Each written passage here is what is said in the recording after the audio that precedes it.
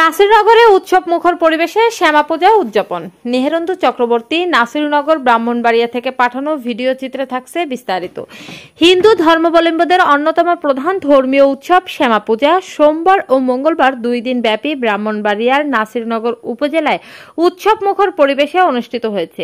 দেবী কালী বা শ্যামার প্রতি ভক্তি নিবেদন ও অশুভ শক্তির বিনাশ কামনায় উপজেলার বিভিন্ন স্থানে অনুষ্ঠিত হয় পূজা অর্চনা ও নানা ধর্মীয় আয়োজন। এ উপলক্ষে নাসিরনগর উপজেলা সদরের নাসিরনগর বাজারের অস্থায়ী মন্দির, লোকনাথ মন্দিরের মাতৃকা সংঘ, পশ্চিম পাড়ার স্বর্গীয় যতীন্দ্র দাসের বাড়ির কালী মন্দির এবং ভাটপাড়া পূর্বভাগ যুব সংঘের উদ্যোগে সিদ্ধেশ্বরী মন্দিরে শ্যামা পূজা অনুষ্ঠিত হয়। এছাড়া উপজেলার বিভিন্ন গ্রামে ছোট বড় অসংখ্য মণ্ডপে দেবী কালী পূজা অনুষ্ঠিত হয়। সন্ধ্যা নামার সঙ্গে সঙ্গে মন্দিরগুলোতে ভক্তদের উপচে পড়া ভিড় দেখা যায়। প্রদীপ প্রজ্বলন, আরতি, কীর্তন, পূজা অর্চনা ও প্রসাদ বিতরণের মধ্য দিয়ে উদযাপিত হয় ধর্মীয় এই উৎসব।